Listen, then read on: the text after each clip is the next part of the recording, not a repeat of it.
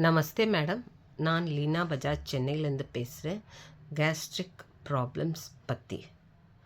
Gastric problems பார்க்க போனால் அது நம்ம பாடியை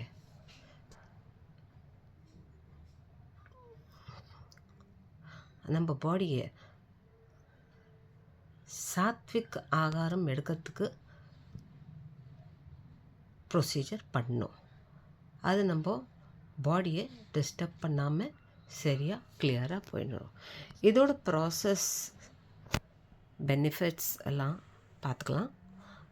இதுக்கு அர்த்தம் என்னன்னா, நம்ம சாப்பிட சொல்லும் நம்ம ரொம்ப கேர்ஃபுல் அவேர்னஸில் இருக்கணும். நம்ம என்ன சாப்பிட்றோம், எப்படி சாப்பிட்றோம், எவ்வளோ சாப்பிட்றோம் எல்லாம் பார்த்துக்கணும். அதுக்கப்புறம் இந்த ப்ராசஸ் பற்றி நம்மளுக்கு இந்த ப்ராசஸ் பண்ண சொல்ல நம்ம டீத் அண்ட் டங் ரெண்டுமே ஒர்க் ஆகும். அது பண்ண நம்ம ஈசோஃபேகஸ் பைப்பில் போய் ப்ராசஸ் ஆகி நம்மக்கு அங்கே ஒரு பாயிண்டில், அந்த ஈசோஃபேகஸ் பாயிண்டில் 2 விதமாக பைப் செப்ரேட் ஆகும். Food pipe and wind pipe. Food pipe வழியாக போகும் இந்த ப்ராசஸ், இந்த சாப்பாடு.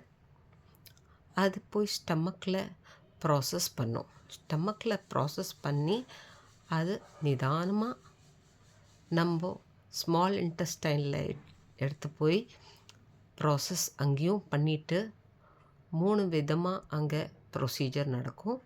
பண்ணிவிட்டு அதை பிரேக் டவுன் பண்ணி லீவருக்கு எடுத்து போகும். லீவருக்கு அந்த ஃபுட்டை எடுத்து போகும். எடுத்து போனது அப்புறம் அங்கேயும் சில ப்ராசஸ் ஆகும். அங்கே சில ப்ராசஸ் ஆனதுக்கப்புறம், பிரேக் டவுன் பண்ணதுக்கு அப்புறம் இந்த கார்போஹைட்ரேட்ஸ், ப்ரோட்டீன்ஸ், ஃபேட்ஸ் அங்கே பிரேக் ஆகி இன்னும் மைன்யூட்டாக ஆகி டிஸ்ட்ரிபியூட் ஆகி ப்ரொசீஜர் போய் நம்ம ஸ்மால் இன்டெஸ்டைன், நம்ம பேன்க்ரியாஸில் போய் நம்ம கட் ஹெல்த்து கிளியர் பண்ணுறதுக்கு, டிஸ்டர்ப் ஆகாமல் இருக்கிறதுக்கு அங்கேயும் சில ப்ரொசீஜர் ஆகி இன்னும் மைன்யூட்டாக பிரேக் டவுன் பண்ணி போகும். அதுக்கப்புறம் இந்த ப்ரொசீஜர் ஆனதுக்கப்புறம் நம்ம லார்ஜ் இன்டெஸ்டைனில் இந்த ப்ராசஸ் கண்டினியூ ஆகும்.